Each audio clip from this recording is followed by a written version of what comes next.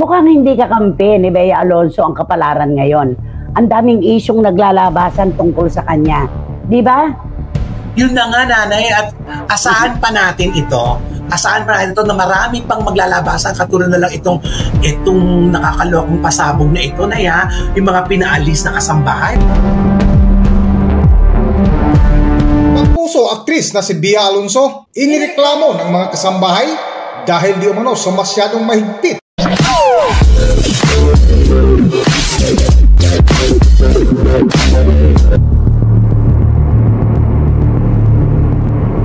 Mainit at laman ng mga usap-usapan ngayon ang mga isiniwalat ng kilalang bitiranang showbiz columnist na si Christopher Min patungkol sa kapuso aktris na si Bea Alonso dahil sa mga kasambahay umano nitong nagre-reklamo laban sa aktris. Kamakailan nga sa episode ng programa ni Manay Christopher Min at Romel Chica na Christopher Minute, natalakay nila ang nakarating na balita kay Christopher Min patungkol sa totoong pagtrato ni Bea Alonso sa kanyang mga kasambahay. Bagamat maayos naman umano ang pagpasweldo ni Bea Alonso sa mga ito at kahit na kumpleto naman ang mga ito sa mga benepisyo, ngunit marami pa rin ang mga nagre-reklamo. Hindi sila pinapayagan ni Bea Alonso na makapag-day off at minsan ay bigla na lamang umano pinapalayas ng aktris. Isiniwalat din ni Manay Christopher Min na pinababayan umano ni Bea Alonso ang kanyang driver sa tuwing nasisira ang sasakyan o kapag nasangkot ito sa isang aksidente. Sa ngayon nga ay hindi pa naman kumpirmado ang balitang ito dahil patuloy pa rin nananahimik ang mga kasambahay ni Bea Alonso. Tanging ang mga haka-haka lamang ang naglabasan na nakarating kay Manay Christopher Min. Ayon pa kay Manay Christy, tila hindi na kakampi ngayon ni Bea Alonso ang pagkakataon dahil sa mga naglabasang negatibong isyu patungkol sa kanya na maaaring ikasira sa kanyang karera.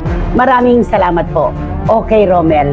Mukhang hindi kakampi ni Bea Alonso ang kapalaran ngayon. Ang daming isyong naglalabasan tungkol sa kanya. Di ba? Yun na nga, nanay, at asahan pa natin ito. Asahan pa natin ito na marami pang maglalabasan, katulad na lang itong nakakalokong pasabog na ito na yung mga pinaalis na kasambahay, may mga side comments. Nagrarant sila sa social media ngayon at kalat na po talaga yung kanilang pagrereklamo. Lalo na yung girlfriend ng isa niyang driver na nagsasabi na, bakit po ganon, Ma'am Bea? Ang babait naman po ng mga staff nyo, pero bakit ganon? Oo nga, nagbibigay nga kayo ng pambayad sa SSS at saka sa, ano pa yung isa niya, PhilHealth. Pero ayaw nyo naman silang payagan na lumabas ng inyong bahay para naman maasikaso ang kanilang mga dokumento at para naman sila ay magkaroon ng kasiguraduhan sa kanilang pamumuhay. Yung sa driver, yun ay pinagtataka ko, Romel. Kasi bakit kailangan na kapag nabangga ang sasakyan ay pababayaran sa driver? Bakit? Wala bang insurance itong mga sasakyan ni Bea Alonso? Ano, Romel? Yun ang nakakaloka. Tayo mga ordinaryong mga mamamayan lang, di ba? Kung meron tayong mga kaibigan na kapitbahay na pag nabangga, wag na, akuin ko na kasi ako naman yung malaki ang kita ko. Hindi, saka may insurance, diba? Romel. Isa pa yun. May mananagot ng insurance. Alam nga naman wala silang policy man lang. At pangalawa, wala pong driver na gugustuhin na maaksidente siya at ang kanyang pasahero. Yes. Hindi po pwede yun. Kaya ang pakiusap, bigyan nyo naman sana ng magandang kinabukasan ng inyong driver. Hindi naman po sa idinadalangin namin, sabi nung girlfriend, nag-knock on wood pa siya, paano kung may maganap nga? Wala man lang kasiguruhan ng driver kung ano magaganap sa buhay niya. Diba? Kaya na nga. At saka nakakapagtaka na yun, biliin mo sa mga nangyari-nyari ito, mga simpleng bagay na hindi natin alam, malalaking bagay na pala ang hindi natin alam na ganito pala ang pinakasapunan si Bea sa mga ganitong mga usapin. At saka bakit nagkataon naman na ngayon naglalabasan, ang dami-dami ng sumutong sa kanya ngayon na hindi kagandahan, kaya maraming nagsasabi na bumaba talaga ang kanyang range ngayon. Kung ito mo ang pangalan niya. Nauna nang binatikos ang kapuso aktris na si Bea Alonso nang biglaang maghiwalay sila ng kanyang fiancé na si Dominic Roque noong January 2024. Matatandaan na bigla na lamang napansin ng mga netizens na hindi na sinusuot ni Bea Alonso ang kanyang engagement ring, kung saan naglabasa na rin ang mga balibalitang naghiwalay na sila ni Dominic Roque. Kasunod nito, naiulat rin ang isyu patungkol sa katayuan ni Dominic Roque. Subalit, marami na rin ang kumu-question sa totoong ugali ni Bea Alonso sa ngayon. Hindi naman ito ang kauna-unahang pagkakataon na nauwi rin sa masalimuot na paghihiwalay ang aktris sa mga nga naging karelasyon niya noon sa ilang mga lalaki na nagmula rin sa showbiz na ngayon ay masaya na sa kanilang mga bagong girlfriend. Marami rin ang nagsasabi na tila lumalabas na ngayon ang totoong ugali at kulay ni Bea Alonso na maging ang mga kasambahay nito ay naglalabas na rin ng saloobin. Para sa buong detalye, narito ating pakinggan ang ibinahagi ng veteranang kolumnista na si Manny Christopher Min kung saan ibinahagi nito ang mga negatibong komento mula netizens laban sa aktris na si Bea Alonso. Narito ang video. Eto na, nauna na sa pagbibigay ng ating komento mula po sa Amerika na nire-relocate ni Barikutot sa Vietnam. Si Juris Dr. Channel, ang kanyang sabi, ayan na, unti-unti nang lumalabas ang totoong pag-uugali ni Bea Alonso. Nako, palamig ka na muna. Sis, dahil bumibingo ka na talaga sa publiko. Sige, ikaw rin. Yun ang sabi. Diba? At ganun din ang sinabi ni Tita Julie Paras. Lumalabas na ang tunay na ugali ni Bea. Nag-uumpisa ng umalingaw-ngaw. Hay nako, sabi ni Tita Julie. At sabi naman, si Joe Florendo, si John Lorenzo, at saka si Louis Tolentino. Mga pintor na Pilipinong puro marites na rin ngayon. Ayan, nakatutok na sila at gusto na magkomento. Ayan, sabi ni Boyzy Caragay, lumalabas na ba ang true colors ni ating Bea? Don't tell me walang insurance sa mga sasakyan mo. Excuse me, hindi mo mailalabas ang bagong sasakyan mo sa kasa na hindi bayad ang insurance. Ako walang car. Pero alam ko yan, totoo yan. Di ba? Lalo na kapag bago ang sasakyan. Naku naman, at kahit na luma na may TPL pa rin di ba? Third party liability. Kaya hindi po pwede. Bakit kailangan pabayaran sa driver kapag ka nababangga? At siguro ito na ang pinasasagot niya yung participation, di ba? Yun yung participation. Yun siguro yun Yun siguro yung binababayaran, binabawas sa sweldo ng kanyang piloto. At sabi ni Marito Formacion Espiritu, nagulat po ako. Wala kasi sa itsura ni Bea na ganun pala siya magtrato ng kasambahay. Looks are deceiving po talaga. Eto ang tanong ko. Nung nakaraang teka muna, isa pa muna ha. Mula kay Ching Bautista Silverio, ano kaya ang laman nito? Dito ako nagugulat sa kay John alam mo naman.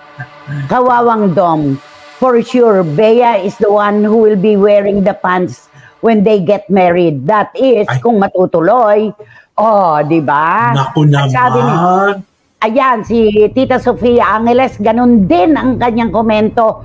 Ano na ang nagaganap kay Bea Alonso? Ang tanong ko, Romel, ito at mga kababayan, mga kapatid, nung nakaraang Valentine's Day po, ay meron pa po silang ipinost na si Bea ay dinalaw sa kanyang kwarto ng kanyang staff, di ba? Yes. Ng kanyang mga kasambahay na may daladalang cake at mga lobo na bumabati sa kanya ng maligayang araw ng mga puso. Yung mga nagrarant kaya ngayon, yung mga nagrereklamo, kasama pa kaya dun sa nandoon noong February 14? O ito yung mga unang pinaalis na? Kasi may mayordoma daw pala si Bea May governess. Di ba? May governess. Diba yun? Kasi pag may ganon, di ba na yung marami yung kasambahay? Kung ganon. Napakahalaga naman kasi ng kanilang inuukil-kil. Siyempre, PhilHealth, maaasahan nila yan kapag nagkaroon sila ng sakit kay SSS. Nagbibigay naman daw ng pambayad si Bea, yung partisipasyon ng pinaglilingkuran sa kanyang mga tauhan. Pero hindi raw naman niya pinapayagang makalabas ng bahay. So, paano aayusin yung mga dokumento? Yun ang kanilang reklamo. Diba? Pwede naman ipalakad lang ni Bea yun na sa kanyang diba? Yung parang opisina, may isang taong naglalakad para sa mga empleyado niya. Totoo. May ganun naman, diba? Merong representative, diba? Yan. At sabi ni Tita Nene Ulanday, negang-nega si Bea ngayon. Nag-uumpisa nang lumabas ang kanyang tunay na ugali. Pati ba naman driver at kasambahay niya? Bababa na ang popularidad mo talaga, Bea, sabi ni Tita Nene Ulanday. At sabi ni Randy Balaguer, Nay, ang governess po ba ay asawa ng governor? Naalala niya siguro yung naalala niya siguro yung kwento tungkol sa isang actress, di ba? Kasi babae yung gobernador doon sa lugar na kanyang pinuntahan. Nung magandang gabi siya sa lahat. Magandang gabi po kay Governess Chuchu Kemerut. Ganon. At kay Vice Governor Chuchu Chuchu at sa inyo pong lahat, ginawang governess ang governor dahil babae. Ran de Balaguer, you're so witty, di ba? Ayan, ang dami-dami dito. Sabi ni Edeletada, wow, ang daming kasambahay. At may governess pa. Ayaw ni Ate Nes ng ganyan. Governor lang ang pwede kay Ate Nes. Alam ba, Edeletada, huwag kang gaganyan-ganyan, ha? Ayan. At sabi ni, nako, Herminia Carrion, na nakabalik na sa Singapore. Nay, siguro ang nanay ni Chuchu ay nanay ni Sarah G. Ay, wag naman po tayo magdamay ng ibang ng ibang pangalan, mga ganyan. Herminia, maraming salamat sa text mo, anak, pero walang dapat tayong ikumpara, di ba? Dahil ito ay kakulangan ito ni Bea na hindi natin dapat na ikumpara sa iba. Ito, sabi ni Dan Clavesillas, ang mga tao na nagbibigay serbisyo sa iyo ang unang dapat mong pinakikisamahan at minamahal. Kahit ba binabayaran mo pa sila ayaw mong palabasin, mag-hire ka na liaison officer mo. Tama dito si Dan Clavesillas, totoong-totoo yan. Okay. Nay, matagal kong nakasama yang si Bea sa seryeng Betty La Fea ng ABS dati. At alam na alam ko ang pag-uugali ng hitad na yan. Ayoko na lang magkomento. Kasi nga, mahal nyo pa siya noon at pinagtatanggol. Pero nakiiwan naman pala siya sa laban. Ungrateful, sabi ni Edeletada. Si Edeletada po ay isang talent. Kaya kilalang-kilala niya ang mga artista. Ayan. Sabi pa uli ni Tita Julie Paras, kaya pala walang nagtatagal na relasyon si Bea. Kawawa ang mapapangasawa niya. Napaka-manipulative pala niya. Sabi ni Tita Julie Paras. Ayan na, ala na, na. Magandang tanghali po, ingat po palagi, mahal po kita, sabi ni Ali, ang ating shooter. Hello, Ali and Mami Rose. Oh, ayan. Don't tell me, wala ka ring accountant para mag-ayos ng mga papeles gaya ng SSS at PhilHealth ng mga kasambahay mo. Maski hindi na sila maglakad ng papeles nila, sabi ni Boyzy Caragay. Napakaraming butas po totoo naman ito.